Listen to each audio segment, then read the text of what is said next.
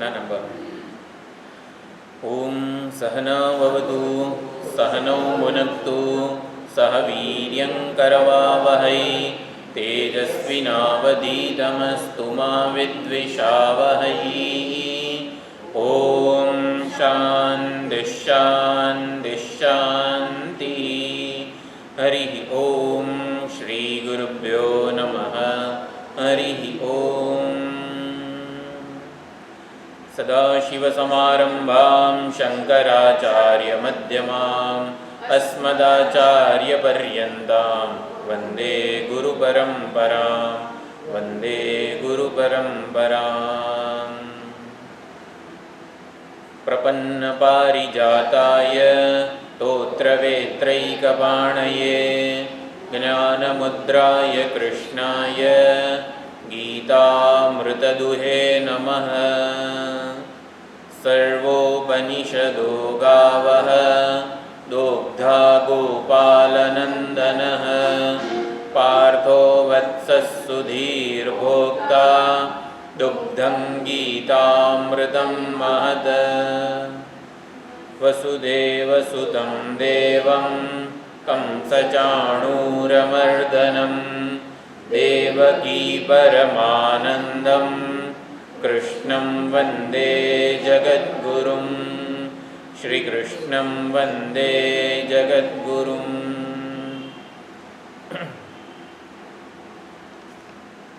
શ્રીમદ્ ભગવદ્ ગીતા અધ્યાય 9 રાજવિદ્યા રાજગુહ્ય યોગ. તો 11મા શ્લોકમાં અવિવેકને લીધે પરમાત્માના પરમ ભાવને ન જાણવાથી પરમાત્માના ભૂત મહેશ્વર સ્વરૂપને સર્વભૂતોના મહેશ્વરને ન જાણવાથી અવજ્ઞા કરી બેસે છે. અને એટલે પરમાત્માની અવજ્ઞા જે થાય છે, અનાદર થાય છે, એને લીધે જ પરમાત્માથી વિમુખ થઈ જવું એ જ સૌથી મોટું પાપ છે મનુષ્ય જીવનનું. અને એ જ સંસ્કારો વધારે ને વધારે દ્રઢ થાય તો પછી અધપતન થાય છે. પછી 12મા શ્લોકમાં મોઘાશા 12મો શ્લોક એકવાર બોલી લઈએ અને પછી આગળ વધીએ. મોઘાશા મોઘ કર્માણઃ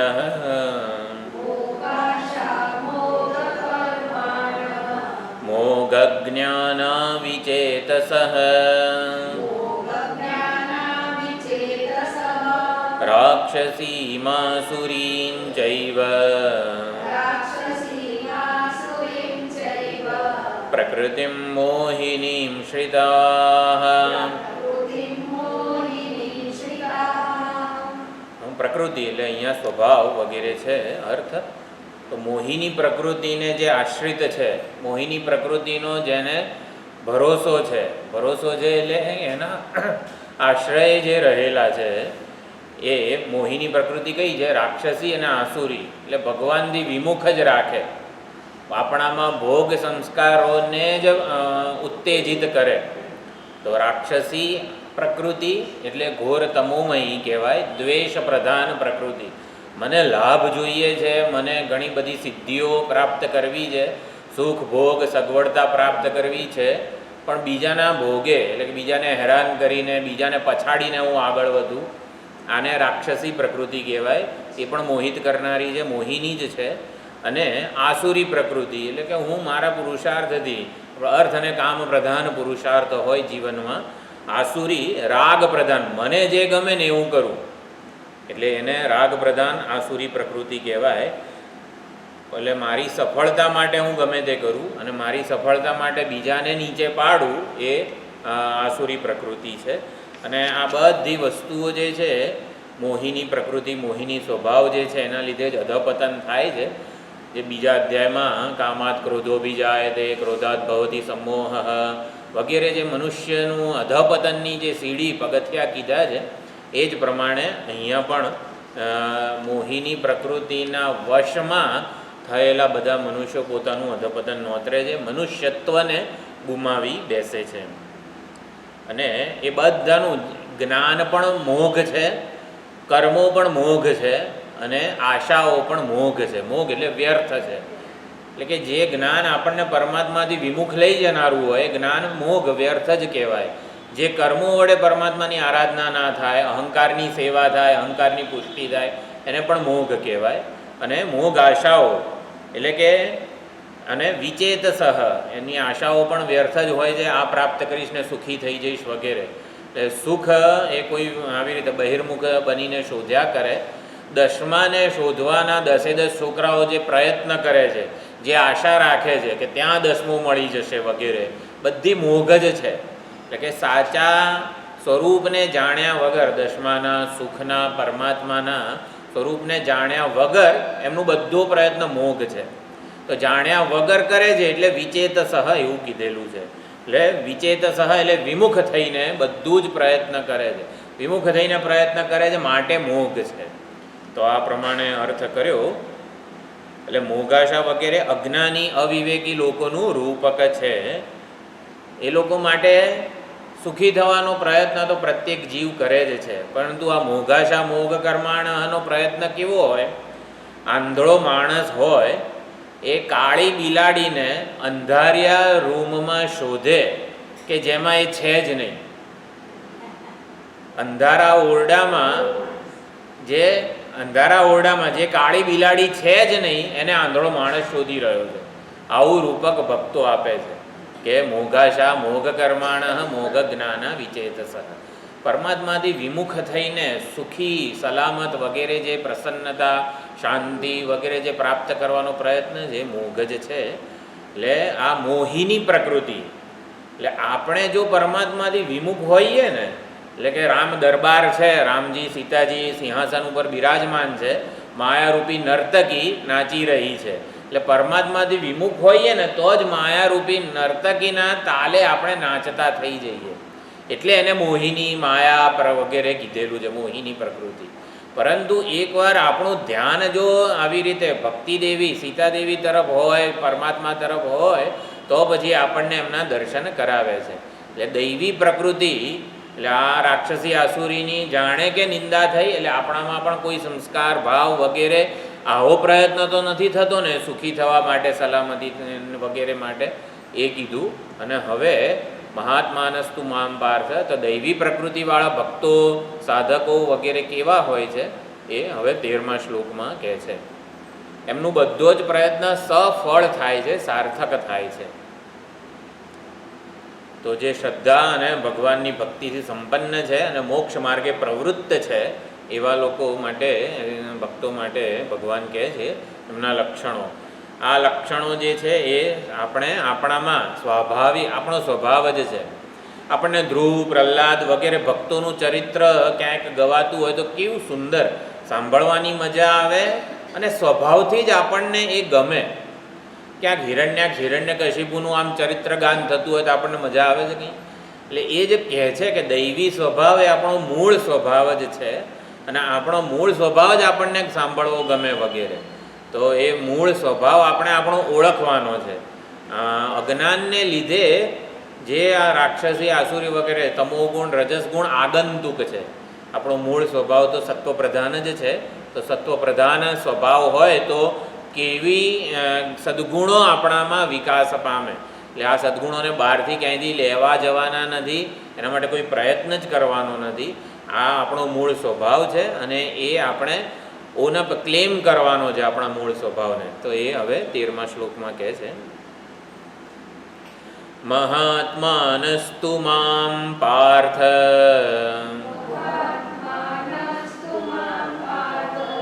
દૈવીમ પ્રકૃતિમાશ્રિતાઃ ભજન્ત્યનન્યમનસઃ જ્ઞાત્વા ભૂતાદિમવ્યયમ.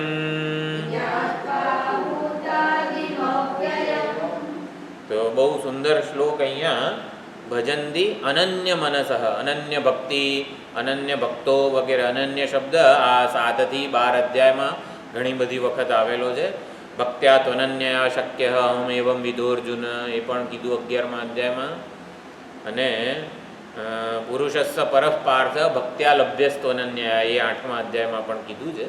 તો અનન્ય ભક્તિ, અનન્ય મન હોવું પરમાત્મા સિવાય બીજે ક્યાંય ન હોવું એટલે શું, બધું ભક્તો બહુ સુંદર રીતે સમજાવે છે.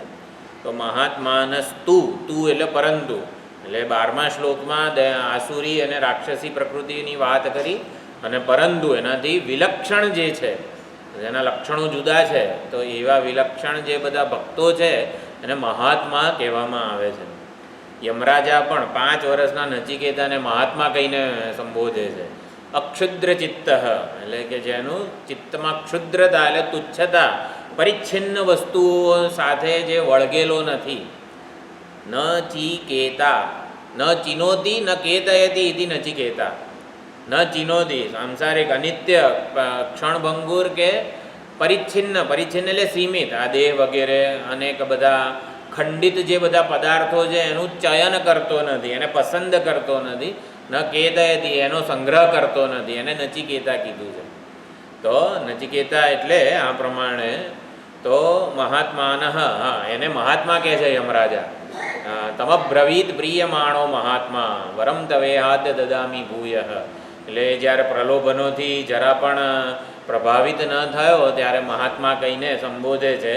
તારું આ તૃતીય વરદાન જ્ઞાન માટેની તારી નિષ્ઠા વગેરે પર્વતવદ અકંપ્ય છે. એટલે મહાત્મા કહીને યમરાજા 5 વર્ષના નચિકેતાને મહાત્મા કહીને સંબોધે છે.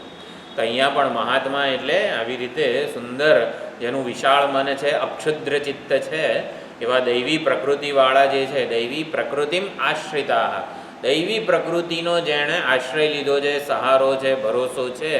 તો પરમાત્મા જે દૈવી પ્રકૃતિનો સ્વભાવ લઈને જે બધા જન્મેલા છે, એટલે એમ જેમણે પોતાનામાં રહેલા યોગ સંસ્કારોને જ પ્રાધાન્ય આપ્યું છે, એમને જ વેગ આપેલો છે, એને જ અનુકૂળતા આપેલી છે. બધા મનુષ્યો જે છે, આપણા બધામાં યોગ અને ભોગ બંને સંસ્કારો લઈને જ આપણે આવેલા છીએ. જે તે પ્રારબ્ધ વ્યક્તિ વસ્તુ પરિસ્થિતિ આપણી સમક્ષ આવે ત્યારે આપણો પુરુષાર્થ એવો હોય કે આપણે યોગ સંસ્કારોને વધારે ને વધારે વાચા આપીએ, સમર્થન આપીએ. ભોગ સંસ્કારોને સમર્થન ના આપીએ અને આપણા મન, બુદ્ધિ, ઇન્દ્રિયો, શરીર વગેરેને યોગ સંસ્કારો તરફ વાળીએ. એટલે એ બહુ જ પુરુષાર્થની વસ્તુ છે કે કયા સંસ્કારોને આપણે સમર્થન આપીએ છીએ. તો એના માટે આ કેવો સ્વભાવ બની જાય છે. તો મહાત્માનસ્તુ દૈવી પ્રકૃતિમાં આશ્રિતા. હે પાર્થ સંબોધન છે. પ એટલે પરમાત્મા. તો પરમાત્મા જ જેનો અર્થ છે. ભક્તિ સંપ્રદાયમાં ધર્મ, અર્થ, કામ અને મોક્ષ 4 પુરુષાર્થ જે કહેવામાં આવેલા છે, તો પરમાત્માના દર્શનની અદમ્ય લાલસા હોવી એ ભક્તિ સંપ્રદાયમાં કામ પુરુષાર્થ છે. પરમાત્માના દર્શનની, પરમાત્મા પ્રાપ્તિની અદમ્ય ઈચ્છા એ કામ પુરુષાર્થ છે. પરમાત્મા જ અર્થ પુરુષાર્થ છે.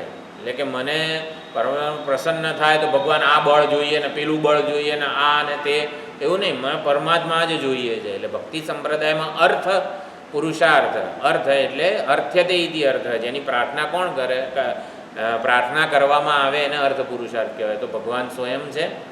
પછી ધર્મ પુરુષાર્થ, આપણે યજ્ઞાદિ સત્કર્મો વગેરેને ધર્મ પુરુષાર્થ કરીએ, ભગવાનની ભક્તિ કરીએ એ ધર્મ પુરુષાર્થ છે. અને મોક્ષ પુરુષાર્થ ભક્તિ સંપ્રદાયમાં શું છે કે ભગવાનના ભક્તોનો સંગ, મહત્સંગ જે છે ને એ પ્રાપ્ત થાય ને એને મોક્ષ પુરુષાર્થ કહેવામાં આવેલો છે. ભક્તિ સંપ્રદાયમાં મોક્ષ પુરુષાર્થ કોને કીધો? ભગવાન તમારે તો બધું સર્જન પાલન લય બધું કેટલું કરવાનું હોય જગતનું, તમે બહુ બિઝી છો, તમારી પ્રાપ્તિ થાય પછી અમારે શું કરવાનું? એના કરતાં અમારે તો તમારા સ્વભાવનું, લીલાનું વગેરે ગુણોનું ગાન કરવું હોય, સાંભળવું હોય, શ્રવણ મનન નવધા ભક્તિ કરવી હોય તો એ ક્યાં મળે? તો ભગવાનના ભક્તો પાસે મળે. એટલે કે ભગવાનના ભક્તોનો સંગ એ મોક્ષ પુરુષાર્થ કહેવામાં આવે છે. તો એ અહીંયા હવે બહુ સુંદર રીતે પ્રગટ થાય છે કે કઈ રીતે મહત્સંગનો લાભ લે છે બધા. દૈવી પ્રકૃતિ હોય તો મહત્સંગ, જે કંઈ સત્સંગ વગેરે પ્રાપ્ત થાય એનો લાભ કઈ રીતે લે છે? ભજંતી અનન્ય મનસઃ, મને અનન્ય ભાવે મારું ભજન કરે છે. પણ કઈ રીતે? એટલે ભજનથી ક્રિયાપદ છે, પણ એ પહેલાં જ્ઞાત્વા ભૂતાદિમ અવ્યયમ, મને ભૂતાદિ રૂપે, અહીંયા ભૂતોનો આદિ, આદિ એટલે પૂર્વ કે કારણ એવો અર્થ નથી થતો. ભૂતાદિ અને અવ્યય, અવ્યય ભૂતાદિ રૂપે જાણીને અનન્ય ભાવે મારું ભજન કરે છે. તો મહાત્માઓ કે જે દૈવી પ્રકૃતિને આશ્રિત છે એ મને અવ્યય ભૂતાદિ રૂપે જાણીને અનન્ય મનથી મારું ભજન કરે છે. તો દૈવી પ્રકૃતિ હોવી એટલે શું? તો શ્રદ્ધા, ભક્તિ, શમ, દમ વગેરે જે બધા સદ્ગુણો કીધા છે એ દૈવી પ્રકૃતિવાળા કહેવાય. જે સાધન ચતુષ્ટય વગેરે જે છે, વિવેક, વૈરાગ્ય અને મુમુક્ષા વગેરે જે છે આ જ્ઞાન પ્રાપ્તિના સાધન છે. શમ દમાદિ ષટક સંપત્તિ એ જ્ઞાનમાં નિષ્ઠા માટેનું સાધન છે. આ બધા દૈવી ગુણો છે. તો દૈવી ગુણોને આશ્રિત જે છે એને મહાત્મા કહેવાય. પરમાત્માના સર્વાત્મ સ્વરૂપને ઓળખે છે. ભૂતાદિમ અવ્યયમ એટલે પરમાત્માનું સર્વાત્મ સ્વરૂપ, એ આપણે સમજવાનો પ્રયત્ન કરવાનો છે. એટલે મોહિની પ્રકૃતિવાળા જે છે, આગળ જે કીધું રાક્ષસી આસુરી, એ ઇન્દ્રિય મન બુદ્ધિના આવેગોને અનુસરે છે એટલે મોહિત થઈ જાય છે. પણ દૈવી પ્રકૃતિવાળા ઇન્દ્રિય મન બુદ્ધિ વ્યક્તિત્વના સ્વામી હોય છે. વ્યક્તિત્વ પર એમણે સંયમ પ્રાપ્ત કરેલો હોય છે, પ્રભુત્વ પ્રાપ્ત કરેલું હોય છે. એ દૈવી પ્રકૃતિ કે સ્વભાવ આપણે કેળવેલો હોય, જે આપણો મૂળ છે, મૂળ સ્વભાવ છે, તો ઇન્દ્રિય મન બુદ્ધિ આપણને અનુકૂળ થઈને રહે, આપણા મિત્ર બનીને રહે. પરમાત્મામાં દૈવી પ્રકૃતિ હોય તો પરમાત્મા ઓમ નમઃ શિવાય, ઓમ નમઃ શિવાય એમ કરીને પ્રાણાયામ કરીને મનને એકાગ્ર કરીએ ને આ કરીએ ને હઠયોગ કરીએ વગેરેની કંઈ જરૂર ના પડે. સ્વામીજી હંમેશા કહે છે કે જેને સાચો પ્રેમ છે હૃદયમાં પરમાત્મા માટે, એને નાક બંધ કરવાની, નાક મચેડવાની જરૂર પડતી નથી.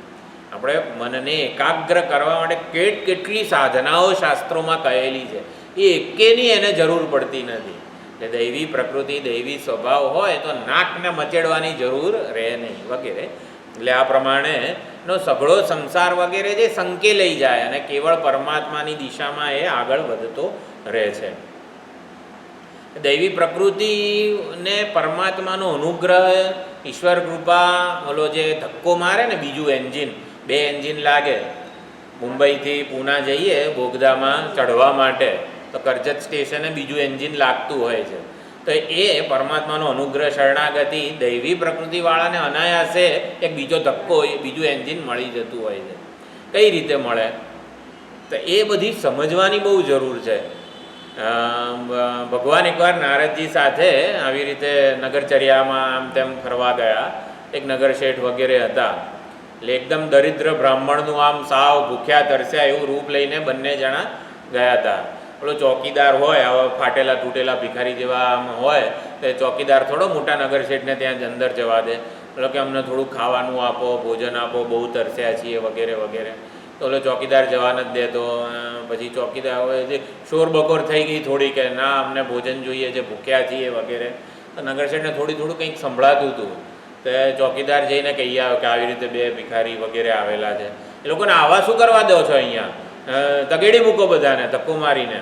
એટલે નગર શેઠને કે આટલું બધું વગેરે જે પ્રાપ્ત કર્યું છે, હવે આવી રીતે થોડું કંઈ ગુમાવી દેવાનું છે એમ. એટલે નગર શેઠને ત્યાંથી નીકળ્યા એ લોકો. એટલે પછી થોડે આગળ ગયા, ત્યાં ભગવાને નારદજીને કીધું એને ખૂબ ધન સંપત્તિ પ્રાપ્ત થાવ. એવા જાણે કે નારદજીને કીધું એવું બોલ્યા ભગવાન કે આ શેઠને ખૂબ ધન સંપત્તિ પ્રાપ્ત થાવ. એ આગળ ગયા, એક દરિદ્ર બ્રાહ્મણનું આખું ઘર હતું, નાનું ઝૂંપડું હતું અને એની એક ગાય પાસે હતી. તો ગયા કે બહુ દિવસથી ભૂખ્યા છીએ, ભોજન જોઈએ છે એવું કીધું.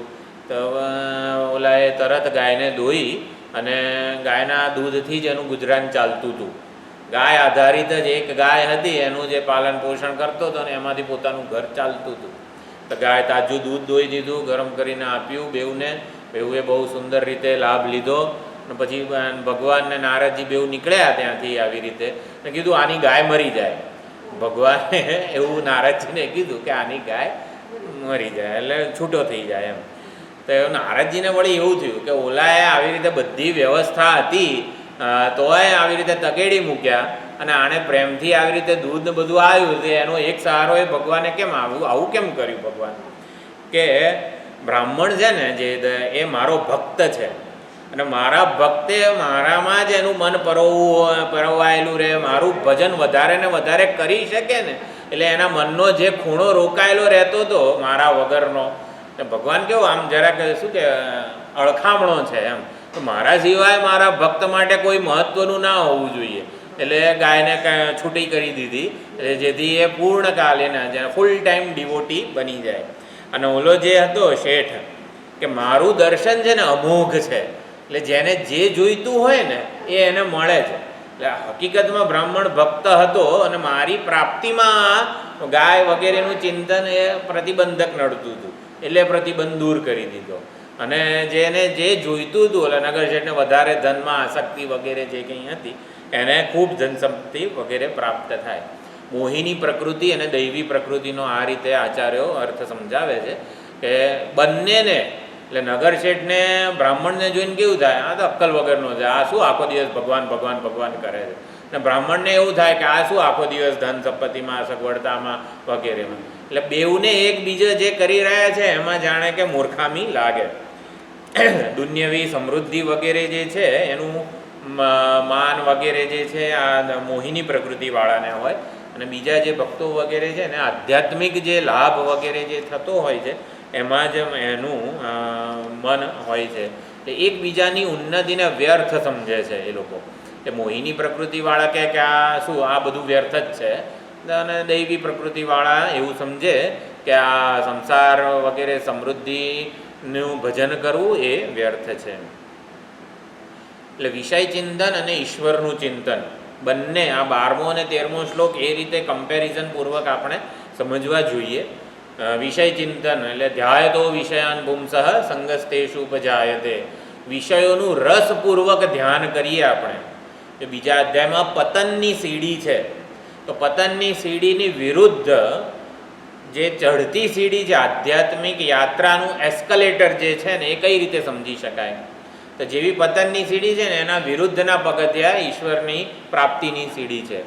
ધ્યાયતો વિષયાન પુંસઃ સંગસ્તેષુ ઉપજાયતે, વિષયોનું રસપૂર્વકનું ધ્યાન કરવાથી તેમાં સંગ, કામના, ઈચ્છા વગેરે સંગાત સંજાયતે કામ, એટલે કામના જન્મે, કામના આપણી ઈચ્છા જો સંતોષાય તો લોભ જન્મે, ના સંતોષાય તો ક્રોધ જન્મે, ક્રોધાત ભવતી સંમોહ, સંમોહ થાય એટલે કરવા કર્તવ્ય અકર્તવ્યનો વિવેક ન રહે, સંમોહ થાય પછી શું કરવું જોઈએ શું ન કરવું જોઈએ, એટલે અધર્મનું આચરણ પણ થઈ જાય, મૂલ્યોનો ભોગ અપાય, પછી ગમે તે રીતે અપ્રામાણિકતા પણ જીવનમાં આવે. સંમોહ, સંમોહાત સ્મૃતિ વિભ્રમ, સ્મૃતિ વિભ્રમ સાચું શું છે એનો વિભ્રમ થઈ જાય, સાચી સ્મૃતિ આપણે કોણ છીએ અને આ જગતનું સાચું સ્વરૂપ શું છે, જગતમાં આટલું પ્રાપ્ત કરીને કોઈ સુખી થયો નથી હજી સુધી, આ બધી જે સ્મૃતિ વગેરે જે છે એનો વિભ્રમ થઈ જાય, ભૂલાઈ જવાય. સ્મૃતિ ભ્રંશાત બુદ્ધિનાશ, બુદ્ધિ જે વિવેક કરવાની કે સાચી પસંદગી કરી શકવાની આપણામાં જે ફેકલ્ટી છે એને બુદ્ધિ કહેવાય. Right choice at a right time in a right place, એટલે યોગ્ય દેશ કાળ સંજોગોમાં આપણું મનુષ્યત્વ કે બુદ્ધિ કઈ છે, સાચી પસંદગી ફ્રી વિલ ને યુટિલાઇઝ કરીએ આપણે, સદુપયોગ કરીએ અને મનુષ્ય બુદ્ધિ, એ બુદ્ધિ નાશ પામી જાય છે. બુદ્ધિ નાશાત પછી એ મનુષ્ય જ રહેતો નથી. આ પ્રમાણે પતનની સીડી છે. ઈશ્વરનું રસપૂર્વકનું ધ્યાન, ઓલું વિષયોનું રસપૂર્વકનું ધ્યાન તો વિષયની ઈચ્છા, કામના, સંગ વગેરે, તો ઈશ્વરનું રસપૂર્વકનું ચિંતન કરીએ તો ઈશ્વર પ્રાપ્તિની, ઈશ્વર માટે પ્રેમ જન્મે, ઈશ્વર માટે વહાલ ઉભરાય આપણને, ઈશ્વર માટે પ્રેમ જન્મે, શ્રદ્ધા ભક્તિ વગેરે સદગુણો જે છે ને એ આપણી સેવા કરે. એટલે ભગવાનના ભક્તો માટે જેટલા પણ દૈવી પરિબળો છે ને, ભગવાનની ભક્તિ હોય આપણા હૃદયમાં, તો જે ઇન્દ્રિયો છે એના અધિષ્ઠાતા દેવો એ આપણી સેવા કરતા થઈ જાય. આ તો ભગવાનનો ખાસમ ખાસ છે, આને સાચવવો પડશે. એટલે ઇન્દ્ર પોતાનું સામર્થ્ય આપણા હાથમાં મૂકે અને બહુ સત્કર્મો કરાવડાવે, બહુ સેવા કરાવડાવે. આંખના સૂર્ય જે છે ને, હા તો ભગવાનનો ભક્ત છે એટલે આંખ દ્વારા સારું દર્શન થાય, દેવ દર્શનથી માંડીને, કાન દ્વારા બધી નિંદા કુદલી સંસારના ગુણોનું શ્રવણ ના થાય, પરંતુ અગ્નિ દેવતા એવા જ શબ્દો વારંવાર સત્સંગ વગેરેનો લાભ આપે. એટલે ભગવાનના ભક્તો એટલે અન્ય દેવતા ભક્તિ અને પરમાત્માની ભક્તિને આ રીતે પણ સમજવાની છે. ભગવાનના ભક્તો હોઈએ ને તો એ જે અન્ય દેવતાઓ જે પરિચ્છિન્ન દેવતાઓ છે ને એ આપણી મદદ કરે, આપણને એ રીતે અનુગ્રહ, જે બીજું એન્જિન વગેરે જે કીધું એ પ્રમાણે આપણને એ લોકોનો લાભ મળતો થાય. હવે ઇન્દ્ર આવે તો એમને હાથ ખંખેરતો આવે કે પોતાનું સામર્થ્ય લઈને આવે? અગ્નિ દેવતા આવે, વાયુ દેવતા આવે, બધા દેવતાઓનો અનુકૂળ અનુગ્રહ આપણને પ્રાપ્ત થઈ જાય. આ તો ભગવાનનો ખાસમ ખાસ ભક્ત છે, ચાલો એને હવે આપણે અનુકૂળ વગેરે થઈએ. એટલે ઈશ્વરની આરાધના, પરમાત્માની ભક્તિ આ રીતે, એટલે ઈશ્વર પ્રેમ વધે તો સર્વ અનુકૂળતા વગેરે આગળ આધ્યાત્મિક યાત્રામાં પ્રાપ્ત થતું જાય. ઈશ્વર દર્શનની તીવ્ર ઈચ્છા જન્મે આપણને. પછી તીવ્ર ઈચ્છા જન્મે એટલે જે ઓલો સમોહ હતો, કર્તવ્યનો આપણને ખબર ના રહે, એના બદલે ઈશ્વરના મહિમાનું જ્ઞાન આપણને પ્રાપ્ત થાય, વિવેક જ્ઞાન વગેરે પ્રાપ્ત થાય. એને બુદ્ધિનો નાશ હતો, અહીંયા બુદ્ધિ એટલે કે મહાત્મ્ય જ્ઞાન, ઈશ્વરના મહિમાનું જ્ઞાન આપણને પ્રાપ્ત થાય. એટલે પ્રેમ હોય ને તો મહિમા જ્ઞાન આપોઆપ આપણને પ્રાપ્ત થાય. આપોઆપ એટલે સત્સંગ વગેરે દ્વારા પ્રાપ્ત થાય. એટલે મહિમા જ્ઞાન પ્રાપ્ત થાય. પછી ઈશ્વરના સાચા સ્વરૂપને જાણવાની અનુકૂળતા, શ્રવણ મનન નિધિધ્યાસન વગેરેને આપણને પ્રાપ્ત થાય.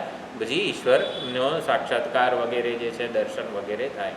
એમ વિષય ચિંતન એ પતનની સીડી છે, ઈશ્વર ચિંતન આ રીતે આધ્યાત્મિક એક્સકલેટર, સરકતી સીડી વગેરે કહી શકાય છે. તો અનન્ય મન એટલે ઈશ્વર સિવાય, ન અન્ય અનન્ય, તો ઈશ્વર સિવાય બીજો કોઈ ભરોસો આપણને ન હોય. ધાર્યું ધરણીધરનું થાય, બહુ સુંદર ભજન છે. એમાં કહે છે બાપજી રંગવદૂત મહારાજ, દેહ ભરોસો છોડી પ્રાણી દેવ ભરોસો રાખ. આપણો ભરોસો જે છે ને એ ઈશ્વરમાં હોવો જોઈએ, અનન્ય. બીજો કોઈ મીરાબાઈ વગેરેના ભજન, સુરદાસ વગેરેના પણ ભજનમાં છે, બહુ સુંદર રીતે આ વસ્તુને સમજી શકાય છે. અનન્ય છે એટલે કે ઉપાદાન છે. જો એ પણ એક ડાયમેન્શન, પરમાત્માની ભક્તિ અને અન્ય દેવતા ભક્તિમાં શું ફરક છે? તો પરમાત્માની ભક્તિમાં આપણે પરમાત્માને સમગ્ર જગતના ભૂતાદિ અવ્યયમ એના દ્વારા એ પરમાત્માની ભક્તિ થઈ રહી છે એવું કહેવામાં આવ્યું છે. ભૂતાદિ સમગ્ર ભૂતોનો જે આદિ છે એટલે એનું તત્વ છે, એનું સ્વરૂપ છે. સમગ્ર ભૂતો એની કલ્પનાથી સંકલ્પપૂર્વક પ્રગટ થયેલા છે, અવ્યક્તમાંથી વ્યક્ત થયેલા છે. એ સમગ્ર ભૂતોનો આદિ પરમાત્મા છે, એટલે કે ઉપાદાન છે. સમગ્ર જગતમાં એ વ્યાપ્ત છે અને અવ્યય છે. એટલે એ ગમે તેટલી આવી સૃષ્ટિ વગેરે સર્જાય છતાં પણ એના સ્વરૂપમાં કોઈ જ પ્રકારનો ક્ષરણ વગેરે નથી આવતું. એટલે પરમાત્માને ભૂતાદિ અવ્યય રૂપે જાણીએ ને તો જ અનન્ય ભક્તિ થઈ શકે છે, અનન્ય મનપૂર્વક પરમાત્માનું અનુસંધાન થઈ શકે છે. એટલે મહાત્મા એક શબ્દ છે, દૈવી પ્રકૃતિ એક શબ્દ છે. તો મહાત્માનો આપણે અક્ષુદ્ર ચિત્ત કર્યો, જે કણે કણમાં ક્ષણે ક્ષણ પરમાત્માની કૃપાનો, પરમાત્માનો આવી રીતે લાભ લે છે, દર્શન કરે છે, એવું કહી શકાય. એને મહાત્મા કહેવાય. સૃષ્ટિના કણે કણમાં ક્ષણે ક્ષણ પરમાત્મા વ્યાપ્ત છે, પરમાત્માની કૃપાનો અનુભવ થઈ શકે છે, થઈ રહ્યો છે, એનો લાભ એ લઈ શકે છે, એટલે મહાત્મા કહેવાય. કે મહાત્મા સમદર્શી છે. મહાત્મા જે એને કહેવાય કે જે પંડિતાહ સમદર્શિનઃ, ગમે તેવી સત્વિક રાજસિક ગમે તે ઉપાધિ હોય તો એ ઉપાધિ તો ઉપર છલ્લો સ્વાંગ પહેરીને પરમાત્મા પોતે જ પ્રગટ થઈ રહ્યો છે, એટલે એ પ્રમાણે પણ મહાત્મા છે. કણે કણમાં ક્ષણે ક્ષણમાં પરમાત્માના દર્શન કરે છે, પરમાત્માની કૃપાને એ જુએ છે, પરમાત્માના અનુગ્રહને જોઈ રહ્યા છે, એટલે એને મહાત્મા કહેવાય. અને અભય દૈવી પ્રકૃતિ એટલે અભય, સત્વ સંશુદ્ધિ વગેરે 16મા અધ્યાયમાં જે કીધા છે એ બધા સદ્ગુણો જે છે એ એમાં દૈવી પ્રકૃતિવાળા જે ભક્તો છે એમાં આપોઆપ અનાયાસે જ પ્રગટ થઈને રહે છે. અનન્ય મનપૂર્વક ભગવાનને ભજવું એટલે પરમાત્મા સિવાય બીજું કંઈ છે જ નહીં. સર્વાત્મ સ્વરૂપે સમજવું, ભગવાનને જગતના ઉપાદાન રૂપે, ઉપાદાન એટલે એ જ પોતે જગત રૂપે, આગળના શ્લોકમાં આવશે આ વસ્તુ, એ જ પહેલાં એવી સમજ હોય કે પરમાત્માએ જગતનું સર્જન કર્યું છે, એટલે સર્જનહાર રૂપે પરમાત્મા છે એવી સમજ હોય. પછી પરમાત્મા પોતે જગત રૂપે બની ગયા છે એ બીજી સમજ છે. પરમાત્મા જગત રૂપે ભાસે છે, જગત નથી પરંતુ પરમાત્મા જ સત્ય છે. એટલે આ પ્રમાણે અનન્ય મનપૂર્વક મનને પરમાત્મા સિવાય બીજે ક્યાંય કોઈ મહત્ત્વનું ન રહે. મહત્ત્વનું ક્યારે હોય? જ્યારે એમાં સલામતી વગેરે આપણને દેખાતી હોય, સત્ય બુદ્ધિ હોય. જગતમાં સત્ય બુદ્ધિ હોય તો પરમાત્મા મહત્ત્વના ના હોય, જગત મહત્ત્વનું હોય. તો પરમાત્મા મહત્ત્વના ક્યારે રહે? જગત જે છે ને એ પોતે પોતાનું આકર્ષક રૂપ સંકેલી લે, એટલે જગત પોતાનું વાસ્તવિક સ્વરૂપ પ્રગટ કરે. આપણે ગયા વખતે કદાચ વિચાર કર્યો કે ડૉક્ટરોને સૌથી પહેલો વૈરાગ્ય જન્મવો જોઈએ, કારણ કે એક શરીરની ક્ષણભંગુરતા તો જવા દો, શરીરની અંદર શું મસાલો ભર્યો છે એ ઉદ્વેગ ને આ તે બધું, ટૂંકમાં આમાં મોહિત થવા જેવું શું છે એવું સમજી શકે છે, નિશ્ચય કરી શકે છે. અને છતાં પણ આ માયા એવી છે કે એ ડૉક્ટરો જે વાસ્તવિકતાથી પૂરેપૂરા સભાન છે, છતાં પણ વૈરાગ્ય જન્મવો એ બહુ મોટી ઈશ્વર કૃપા છે. એટલે ભૂતાદિ પરમાત્મા જ મૂળભૂત તત્વ છે. એટલે એ ક્યારે સમજાય? જગત પોતાનું સાચું સ્વરૂપ પ્રગટ કરે. જગત પોતાનું સાચું સ્વરૂપ ક્યારે પ્રગટ કરે? જ્યારે વૈરાગ્ય હોય ત્યારે આપણને જગતની મર્યાદાઓ વગેરે જે છે એ આપણને સમજાય. એટલે ખરેખર આ દૈવી પ્રકૃતિ હોય તો જ આપણને જગતના દોષો તો ના કહેવાય, મર્યાદાઓ ખબર પડે. દોષ બુદ્ધિ વગેરે શું કહેવાય છે? વિષય દોષ દર્શન વગેરે. બરાબર છે, શરૂઆતના સ્ટેજમાં આપણે વિષયોમાં દોષ દર્શન કરીએ, પરંતુ જગતનો જે મૂળભૂત સ્વભાવ છે કે કોઈ વસ્તુ કાયમ એવી ને એવી રહેવાની નથી, કાયમી સુખ આપવાની નથી, દુઃખથી છોડાવનારી નથી. બધી વસ્તુ, આ બધો જે મૂળ સ્વભાવ છે, મર્યાદાઓ છે, એ આપણને ખબર પડે છે. તો અનન્ય ભાવે ભજન કરવું એટલે પરમાત્માની ભક્તિ કરવી, એટલે કે જ્ઞાનપૂર્વકની આરાધના. અનન્ય ભાવે પરમાત્માનું ભજન કરવું એટલે પરમાત્માનું જ્ઞાન પ્રાપ્ત કરવું. અનન્ય, પરમાત્મા સિવાય બીજું કંઈ નથી. તો એ તો પરમાત્માનું સાચું સ્વરૂપ જાણવું પડે. એટલે જ્ઞાન લક્ષણમ, એટલે વેદાંતમાં ભક્તિનો શું અર્થ થાય છે? જ્ઞાનના રસનું નામ ભજન છે, ભક્તિ છે. જ્ઞાનના રસનું નામ ભજન કે ભક્તિ છે. ભજનમ નામ રસનમ. તો ગાય જેવી રીતે બધું ઘાસ ને બધું ખાય, એકવાર બધું ખાઈ લે ને પછી જે વાગોળે છે બધું જ એનો રસ લે છે. પહેલાં બધું એ રસ બસ કંઈ ચીજ લીધા વગર સીધું પહેલાં ગળે ઉતારી દે, અને પછી કેવું સુંદર વાગોળે છે ને રસ બધો છૂટો કરે છે. જે નકામું હોય જુદું થઈ જાય, કામનું હોય રહે વગેરે વગેરે. તો એ પ્રમાણે વાગોળીએ આપણે જે કંઈ પણ શ્રવણ વગેરે કરેલું છે, વારંવાર વાગોળીએ અને એને માણીએ ને એને ભક્તિ કે ભજન કીધેલું છે વેદાંતમાં. એની મજા લઈએ. એટલે પ્રત્યેક વ્યવહારમાં, પ્રત્યેક ટેવમાં જ્ઞાનને વાગોળીએ આપણે. એટલે જ્ઞાનને ટેવ બનાવી દઈએ ને એને ભક્તિ કે ભજન કીધેલું છે. અનન્ય ભાવે ભજન કરવું વેદાંતમાં એટલે શું? તો જે પરમાત્મા વિષયક આપણે શ્રવણ કરેલું છે એના એક રૂપનું, એના વિશ્વરૂપનું અને એના આત્મ સ્વરૂપનું જે કંઈ પણ ભજન જ્ઞાન પ્રાપ્ત કરેલું છે એને વાગોળીએ, એને માણીએ અને એને ટેવના સ્તરે આપણે લાવીએ ને એને ભક્તિ ભજન વગેરે કીધેલું છે. એટલે ભગવાનનો ભરોસો હોય તો દૈવી સ્વભાવ થાય, અને દૈવી સ્વભાવ હોય તો પછી આવી રીતે ભગવાનનું ભજન વગેરે થતું જાય છે, પરસ્પર આશ્રિત એ રીતે થઈ જાય છે અને આગળ વધે છે. એટલે મોહિની પ્રકૃતિવાળાને મિસગાઈડેડ કહેવામાં આવે છે. દૈવી પ્રકૃતિવાળા જે છે પૂર્વેના પુણ્યો વગેરેને લીધે શુચિ નામ શ્રીમતામ ગેહે અથવા તો યોગી અથવા કુલે ભવતી, યોગી નામ કુલે ભવતી. તો આ પ્રમાણે જેમાં ભગવાનની ભક્તિપરાયણ સંસ્કારોને વધારે વેગ મળે ને એવા સંજોગોમાં એ આગળ પોતાની યાત્રા ચાલુ રાખે છે. એટલે એવું પ્રારબ્ધ, અનુકૂળ પ્રારબ્ધ લઈને, દૈવી પ્રકૃતિવાળા ભગવાનની પ્રાપ્તિના અનુકૂળ પ્રારબ્ધ લઈને આવે છે. એટલે આધ્યાત્મિક યાત્રા સુંદર સરળ ઝડપથી એમની આગળ વધે છે. એટલે એવા સંધ્યાવદન વગેરે જે ઘરમાં થતા હોય, સંધ્યાવદન એટલે કે પરમાત્મા પરાયણ જેમનું જીવન હોય એમના ત્યાં એમની આધ્યાત્મિક યાત્રા બહુ ઝડપથી ચાલુ રાખે છે. એ મહાત્મા છે દૈવી પ્રકૃતિવાળા છે. એટલે મહાત્મા હોવું એટલે નિષ્કામ પુણ્યનો ઉદય થાય આપણનામાં ત્યારે મહાત્મા થઈએ. નિષ્કામ પુણ્ય એટલે પુણ્યકર્મો સત્કર્મો તો કર્યા હોય, પરંતુ એના દ્વારા આપણે પોતે નિષ્કામ પુણ્યો અને સકામ પુણ્યો એટલે પુણ્યકર્મો તો કર્યા હોય, સકામ ભાવે જો પુણ્ય થયા હોય ને તો સગવડતા કે સમૃદ્ધિ, ભૌતિક સમૃદ્ધિ સગવડતા વગેરે પ્રાપ્ત થાય અને એમાં પુણ્ય ક્ષીણ થઈ જાય. એટલે એ પુણ્ય ફળ વગેરે જે છે એનો નાશ થઈ જાય. નિષ્કામ પુણ્યો છે ને એ અવિનાશી છે, અવિનાશી ફળ આપે. અવિનાશી ફળ આપે એટલે શું? પુણ્યો વળી અવિનાશી ફળ આપે એટલે તો નિષ્કામ પુણ્યો છે ને એ પૂર્વેના પાપ સંચિત જે સંસ્કારો છે ને એનો નાશ કરે. એટલે નિષ્કામ પુણ્યો આધ્યાત્મિક અંતઃકરણ શુદ્ધ કરે, પૂર્વેના જે કંઈ પણ દુરિત વગેરે હોય પરમાત્માની પ્રાપ્તિના માર્ગે આડા આવનારા એને દૂર કરે. એટલે વધારે ઝડપથી આપણી યાત્રા આગળ વધે. એટલે નિષ્કામ પુણ્યો માત્ર કંઈક સારી વસ્તુ આપે છે એવું નથી, કચરોય સાફ કરે છે એમ.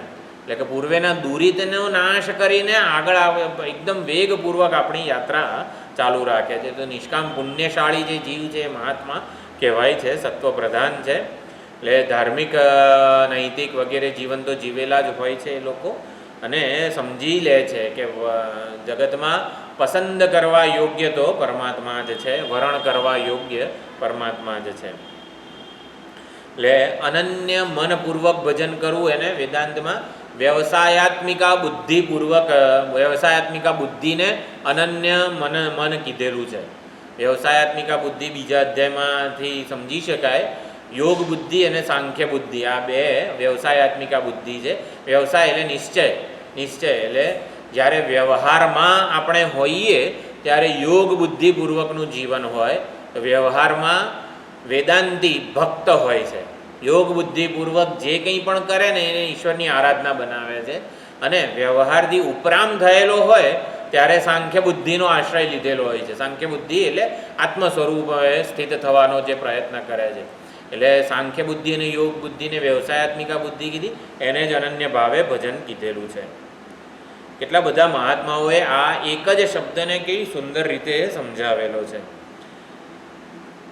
અને મહાત્માનો એક અર્થ એવો પણ કર્યો કે જે આત્મૌપમ્યને સર્વત્ર સમમ પશ્યતિ, પોતાના આત્મ સ્વરૂપની એટલે પોતાનો જેટલો માન આદર વગેરે સાચવે છે એટલો જ પ્રેમ માન આદર વાલ સર્વને કરે છે. એટલે મહાત્મા એવું કહેવામાં આવે છે. તો આ પ્રમાણે 13મા શ્લોકમાં પરમાત્માને ભૂતાદિમ અવ્યયમ, અવ્યય ભૂતાદિ સ્વરૂપે આપણે સમજીએ. ભૂતાદિ એટલે સમગ્ર ભૂતોની ઉત્પત્તિ તો અમુક કાળે થઈ છે, સૃષ્ટિ કાળે એ ભૂતો પ્રગટ થયેલા છે. તો જ્યારે કોઈ દેશ નહોતો, કોઈ કાળ નહોતો, દેશ અને કાળની કલ્પના કરનારો જે છે ને એને ભૂતાદિ કહેવાય છે. એટલે સમગ્ર ભૂતોની પહેલાં એનો કલ્પક, વિકલ્પ કરનારો જે ચૈતન્ય સ્વરૂપ પરમાત્મા છે એ ભૂતાદિ છે. એટલે પરમાત્માથી અતિરિક્ત કંઈ બીજું છે જ નહીં અહીંયા, એવું જે સમજે છે એ અનન્ય ભાવે પરમાત્મામાં પોતાનું મન પરોવે છે.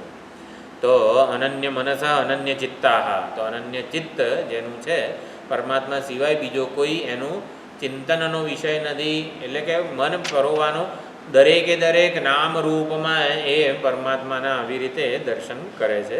મહત્વ બુદ્ધિ પરમાત્મામાં છે. વેશ કે નામ રૂપ જે આપણને જણાય છે એ તો ઉપર છલ્લો એણે લીધેલો સ્વાંગ છે. સજ્જન ટુકડિયાજી મહારાજ, હર દેશ મેં તું હર વેશ મેં તું, તેરે નામ અનેક તું એક હી હૈ. સજ્જનના વેશમાં અહીંયા આવે છે, દુર્જનના વેશમાં પણ અહીંયા આવે છે. તો ભગવાનને કહીએ કે ભગવાન આ દુર્જનનો વેશ કેમ ધારણ કરો છો? દુર્જનનો વેશ લઈને કેમ મારી સામે આવો છો? જરાક સારા સારા બનીને જ આવો ને મારી સામે. તો ભગવાનને દુર્જનનો વેશ બનવામાં પણ કંઈ સંકોચ નથી. કેમ? કારણ કે સજ્જનપણું અને શૈતાનપણું બંને કલ્પિત છે પરમાત્મા. એ બતાવે છે કે સમબુદ્ધિ કોને કહેવાય. વેશ પ્રત્યે આપણે પૂરેપૂરા નિષ્પક્ષ બની શકીએ. એટલે વ્યક્તિને આપણે જોઈએ, વ્યક્તિનું વર્તન નહીં. એટલે ભક્ત મહાત્મા વગેરે બધા છે એ આ રીતે તત્વને, ઉપાદાનને, સ્વરૂપને સમજવાનો પ્રયત્ન કરે છે. પર્સન બિહાઇન્ડ ધ બિહેવિયર, એટલે કોઈ પણ આતંકવાદી હોય એમાં ભગવાનના દર્શન કઈ રીતે થાય? એને આતંકવાદી જેવી વિચારણા એનામાં ઠોસવામાં આવી છે, એનામાં વિરોધ વગેરે જે કંઈ પણ જે ઊભું કરવામાં આવેલું છે એનો મૂળ સ્વભાવ નથી. એટલે ગાંધીજીએ અંગ્રેજોમાં એ જ કર્યું કે દરેક અંગ્રેજો માટે મને કોઈ દ્વેષ નથી, એમની જે વિચારધારા છે એને સુધારીશું તો એ સામેથી આપણને સ્વતંત્રતા, એટલે અહિંસા અને જે અસહકારનું આંદોલન વગેરે જે બધા પગલાઓ હતા સમજ્યા. એટલે કે એ જાતે, એટલે હિરણ્યકશિપુ ને રાવણ વગેરેનો તો વધ વગર ઉદ્ધાર થાય એવો જ નહોતો. જ્યારે દરેકમાંથી આ રીતે આપણે સારા એક સુંદર સ્વભાવને બહાર લાવી શકીએ છીએ. તો આપણી એવી વિલ પાવર વગેરે હોય તો આપણે રવિશંકર મહારાજને ઘણા બધાએ પરિવર્તન કરેલું જ છે, ઘણા બધાનું. સાચી સમજ જે છે ને એ મળે તો ખોટી માન્યતાઓ છે ને એ છૂટે. સાચી સમજ નથી ને એટલે ખોટી ટેવો, માન્યતાઓના આધારે લોકોનું જીવન ચાલે છે. સાચી સમજ પ્રાપ્ત થાય તો ખોટી માન્યતાઓનું બળ ઓછું થાય. તો આ પ્રમાણે મહાત્માઓ જે છે દૈવી પ્રકૃતિને આશ્રિત છે, પરમાત્માને અવ્યય ભૂતાદિ રૂપે જાણીને અનન્ય ભાવે પરમાત્માનું ભજન કરે છે. બહુ સુંદર દૈવી જે સ્વભાવ છે એના લીધે અનન્ય ભાવે ભગવાનનું ભજન થતું રહે છે.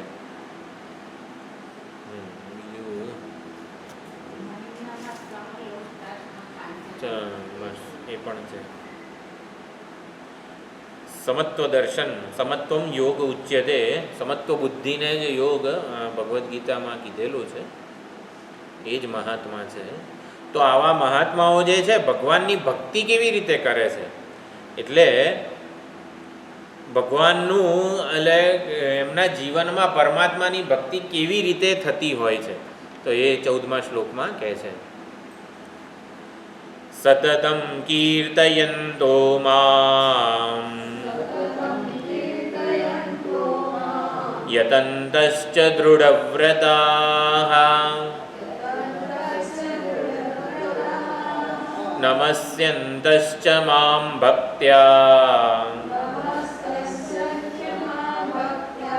નિત્યયુક્તા ઉપાસતે.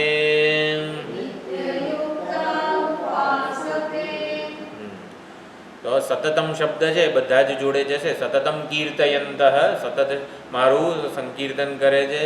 સતતમ યતંત, દર સોમવારે ખાલી ભગવાન માટે પ્રયત્ન કરે છે પ્રાપ્તિ, એવું નહીં. સતતમ યતંત પ્રયત્ન કરે છે, લાગેલા રહે છે. એમ દૃઢવ્રત થઈને લાગેલા. દૃઢવ્રતનો આપણા વેદાંતિમાં અર્થ છે સંન્યાસ. સંન્યાસ લઈને એટલે કે બધા પ્રકારનું જે આપણું વ્યક્તિત્વનું જે બળ છે એ દૃઢવ્રત પૂર્વક એ પ્રયત્ન કરે છે. વેદાંતમાં નાયમાત્મા બલહીનેન લભ્ય, મુંડક ઉપનિષદ કહે છે સંન્યાસ વગરના જ્ઞાનથી આત્મા કે પરમાત્માની પ્રાપ્તિ થતી નથી.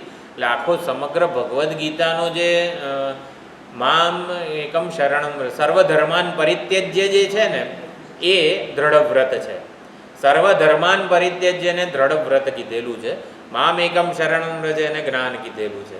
તો દ્રઢવ્રતનો અનેક અર્થ છે. ભક્તિ સંપ્રદાયમાં પણ સુંદર અર્થ કરેલો છે. સતતમ નમસ્યંત મામ ભક્ત્યા નમસ્યંત, એટલે ભક્તિપૂર્વક નમસ્કાર કરે છે અને નિત્યયુક્ત થઈને મારી ઉપાસના કરતા રહે છે. એટલે આ પ્રમાણે આ મહાત્માઓ જે છે એ સતત ભગવાનનું કીર્તન કરે છે. કીર્તન કરવું સામાન્ય રીતે આમ કીર્તન કરીએ એવો અર્થ અત્યારે પ્રચલિત છે કે મંજીરા, કરતાલ વગેરેથી ટૂંકમાં ભજન વગેરેનો લાભ લેવો.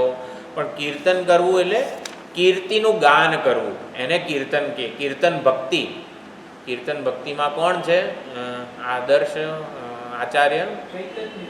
ચૈતન્ય મહાપ્રભુએ કીર્તનનો બહુ સુંદર, ઓલો ચૈતન્ય મહાપ્રભુનો જે સમય હતો અવતારનો એ વખતે આ બધા જે નિયમો બધા હતા લોકો બહુ મોટેથી બધી કવાલીને લોકોનું જે કંઈ પણ હોય એ ગાતા હતા. એમને આટલું મોટેથી કેમ લાઉડસ્પીકરમાં એમને કેમ જે બધું કરતા હશે કેમ લાઉડસ્પીકરમાં આટલું મોટેથી કરવી પડે કવાલી વગેરે? કારણ કે એમનો ખુદા પૈગંબર કે જે કંઈ પણ હોય ને ઓલા 7મા આસમાન ઉપર ક્યાંક છે, એટલે બહુ દૂર છે. એટલે હવે એને સંભળાય એના માટે મોટેથી બહુ બૂમો જ પાડવી પડે ને, એટલો બધો દૂર છે ને. એટલે પછી લાઉડસ્પીકર હોય બાપુ મોટેથી બધું કરવું પડે, એને જગાડવો પડે વગેરે. આપણે ભાઈ એટલો દૂર નથી, આપણે તો અહીંયા જ છે. પરંતુ એ લોકો કરતાં આપણો અવાજ મોટો થાય ને એટલે ચૈતન્ય મહાપ્રભુએ મુક્ત કંઠે નૃત્ય કરતાં ભગવાનનું સુંદર કીર્તન વગેરે. એટલે શ્રી વિષ્ણુ સ્મરણે પરીક્ષિત અભવત વૈયાસકી કીર્તને. વૈયાસકી કીર્તન ભક્તિમાં સુખદેવજી આ ભાગવત કથા વગેરે જે છે એ આવી રીતે કથાનો લાભ, કીર્તન ભક્તિ, કથા દ્વારા ભગવાનના ગુણો, લીલાઓ, સ્વભાવ, સામર્થ્ય વગેરેનું આવી રીતે કીર્તન થતું હોય છે. એટલે આ કીર્તન સતતમ કીર્તયંતોમાં કીર્તન કરવું એટલે આવી રીતે કીર્તિનું ગાન કરવું, મહિમાનું ગાન કરવું. એટલે શ્રવણ કરવું એ પણ શ્રવણ કરીને આપણે બીજાને લાભાન્વિત કરીએ તો આ બધી કીર્તન ભક્તિ, સ્વાધ્યાય, પ્રવચન વગેરે બધું કીર્તન ભક્તિમાં આવે છે. પરમાત્માની કીર્તન ભક્તિ છે. સ્વરૂપનું, સ્વભાવનું, સામર્થ્યનું કીર્તન કરવું. તો પરમાત્માનું સ્વરૂપ શું છે? સચ્ચિદાનંદ રૂપાય. પરમાત્માનું સામર્થ્ય શું છે? વિશ્વોત્પત્યાદિ હેતવે. અને પરમાત્માનો સ્વભાવ શું છે? તાપત્રય વિનાશાય. એટલે એક જ શ્લોકમાં વેદવ્યાસજીએ પરમાત્માના સ્વભાવનું, સ્વરૂપનું અને સામર્થ્યનું નિરૂપણ કરી દીધું છે. સચ્ચિદાનંદ રૂપાય વિશ્વોત્પત્યાદિ હેતવે તાપત્રય વિનાશાય શ્રી કૃષ્ણાય વયમ નુમઃ. નુમઃ એટલે અમે એમની સ્તુતિ કરીએ છીએ. તો પરમાત્મા આ કીર્તન ભક્તિ કહેવાય કે પરમાત્માના સ્વભાવ, સ્વરૂપ, સામર્થ્ય, ગુણો, લીલાઓ, પરાક્રમો વગેરેનું ગુણગાન કરવું, કીર્તન કરવું, એની જાહેરાત, એડવર્ટાઇઝમેન્ટ, આપણે માર્કેટિંગ કરવાનું છે. એટલે જગતના વિષયોનું કેટલું બધું માર્કેટિંગ થાય છે. તો જ્ઞાની ભક્તો બધા છે ને એ બધા માર્કેટિંગ મેનેજરો છે. એટલે પરમાત્માને વિશેષ પ્રિય છે કે મારું માર્કેટિંગ કરે છે, મારી બધી લીલાઓ વારંવાર જગતમાં આવી રીતે એનું જાહેરાત કરે છે, એડવર્ટાઇઝમેન્ટ કરે છે.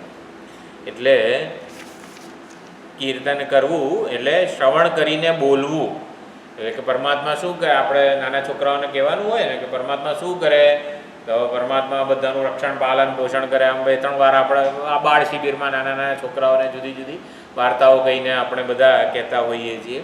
મુખ્યત્વે આપણે સમજવાનું સર્જન, પાલન, લય, પ્રવેશ અને અનુગ્રહ, આ 5 પરમાત્માના મુખ્ય કાર્યો કહેવામાં આવે છે. જગતનું સર્જન, પાલન, લય વગેરે. આમ આ વાક્ય છે ને જાણે કે થોડુંક પેસિવ લાગે છે. જગતનું કારણ પરમાત્મા છે, જગત એમનામાંથી જન્મેલું છે, જગતની ઉત્પત્તિ, સ્થિતિ અને પ્રલય પરમાત્માનામાંથી છે, જેમાંથી જગતની ઉત્પત્તિ છે, જેમાં પ્રલય છે, જેના થકી સ્થિતિ છે.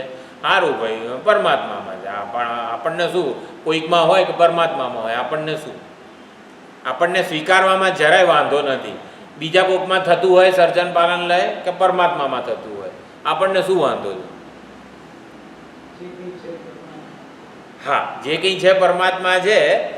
એટલે ધારો કે આપ સમજવું હોય આ વાક્યનો આપણા માટે કેટલો મોટો અર્થ છે. એમ જગતની ઉત્પત્તિ, સ્થિતિ અને લય પરમાત્મામાં છે. આ જે જાણે છે ને એને જ આગળ ભૂતાદિમ અવ્યયમ વગેરે કીધું. એટલે પરમાત્મામાં છે કે બીજામાં છે. આપણને કંઈ બહુ આમ અંદર આપણને કંઈક રસ કે પ્રેમ કે એવું કંઈ થતું જ નથી આ વાક્યને જાણીને. એટલે કે જગતની ઉત્પત્તિ, સ્થિતિ, લય, જગતમાં સર્વ કંઈ આપણે બધા જીવો, ભૂતો અને પંચમહાભૂત બધાનું સૃષ્ટિ મંડાણ છે સર્વ એની પેરે. પણ એના સંકલ્પપૂર્વક જ સમગ્ર સૃષ્ટિ મંડાયેલી છે, એટલે કે સર્જાયેલી છે. એટલે પરમાત્માના સંકલ્પ, પરમાત્માનો સંકલ્પ જ પ્રત્યેક ક્ષણે પ્રગટ થઈ રહ્યો છે. સર્જન, પાલન, લય એમનેમ નથી થતું. પ્રત્યેક ક્ષણે પરમાત્મા આ સર્જન, પાલન, લય, પ્રવેશ અને અનુગ્રહપૂર્વક સર્જન કરે છે, અનુગ્રહપૂર્વક પાલન કરે છે. અનુગ્રાહીની શક્તિ છે એ પરમાત્માનો મૂળ સ્વભાવ છે. એટલે અનુગ્રહ થઈ જાય છે, અનુગ્રહપૂર્વક સર્જન થાય છે. જગતનું સર્જન પાલન ભલે પરમાત્મામાં થાય એવું બધું નથી, આપણે નથી કરતા. આપણો જન્મ આપણે નક્કી કર્યો, કોઈ આપણું ક્યારે કયા મુહૂર્તમાં કઈ તિથિએ ક્યારે આપણે વિદાય લઈશું એ આપણે નક્કી કરીએ છીએ. કશું આપણા હાથમાં નથી. સ્વામી સમજાવે ને કે દોરી હોય એનો એક છેડો જે છે એ આપણા હાથમાં નથી, બીજો છેડો છે એ આવે એટલે જે એ હાથમાં નથી. તો જન્મ અને મૃત્યુ કે જીવનરૂપી દોરીના જન્મ અને મૃત્યુ જ આપણા હાથમાં નથી. તો વચ્ચે હું આ શરીરને ટકાવું છું, મેં આટલી મહેનત કરીને મેં આ કર્યું. હવે જે જીવનરૂપી દોરીના બે છેડાઓ જ આપણા હાથમાં નથી, એને એ જીવન દોરીને હું ચલાવું છું એમ, એ કેટલી બધી મોટી મૂર્ખામી છે એમ. એટલે જે બે છેડાઓ આપણા હાથમાં નથી તો સ્થિતિ ક્યાંથી આપણા હાથમાં હોય? એટલે કે જન્મ સ્થિતિ ભંગ એ વેદાંતનું મુખ્ય તટસ્થ લક્ષણ કહેવામાં આવેલું છે. એનાથી પરમાત્મા તરફ, જગતમાંથી આપણું બધું ધ્યાન પરમાત્મા તરફ જાય અને પરમાત્મા તરફ કેન્દ્રિત થાય ને ત્યારે સ્વરૂપ લક્ષણ સચ્ચિદાનંદ રૂપ એવી રીતે આખું સત્યમ જ્ઞાનમ અનંતમ વગેરે વેદો આપણને કહે છે. તો સતતમ કીર્તયંતો મામ એટલે પરમાત્માના સામર્થ્ય સ્વભાવ વગેરેનું જે કીર્તન કરીએ, પરમાત્મા સિવાય જે કંઈ પણ આપણને જણાય છે ને એ માયિક છે, દેખાડો છે. માયિક છે, મિથ્યા છે, દેખાડો છે વગેરે. એટલે આવું એટલે કે જે બીજું કંઈ પણ આપણને મહત્ત્વનું લાગે તો એ તો ઓલું કેવું છે, ઘટોત્કચની માયા જેવું છે. મહાભારતનો એક દિવસ આખો ઘટોત્કચના એ માયાનો ઓલો હતો.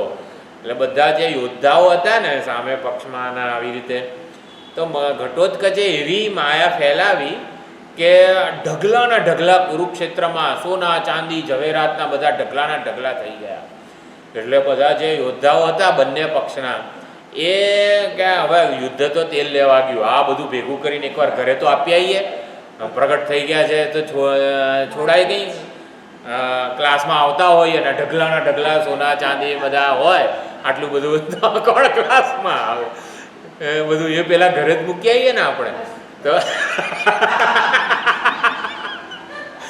ના. એટલે આવું ઘટોત્કચે એટલે સમજાવવાનું એ છે કે ઘટોત્કચે એટલી માયા એવી કરી કે બધા યોદ્ધાઓ રણ મેદાન છોડીને બધા કેટલાય બધા પહેરી લીધા. કૈલાસ માનસરોવર ગયા તો રિટર્ન થતાં વજન આપણું ફ્લાઇટમાં વધી ગયું હતું સામાનનું, તો કરવાનું શું? તો 5-5 સ્વેટરો ને જે કંઈ પણ હતા બધી રુદ્રાક્ષની કેટલી માળાઓ લીધી હતી, 10-12 જેટલી બધાને આપવા, તો 10-12 માળાઓ બધી પહેરી લીધી હતી અમે. તો એવી રીતે જેથી બેગમાં વજન ઓછું થાય. તો ઘટોત્કચે આ બધી માયા ફેલાઈ બધે, તો બધા પોતાના બધા પહેલાં તો પહેરી લીધા, આમ પહેર્યું તેમ પહેર્યું, આમ બાંધીને તેમ બાંધી, અને પછી આવી રીતે ભાગવા લાગ્યા.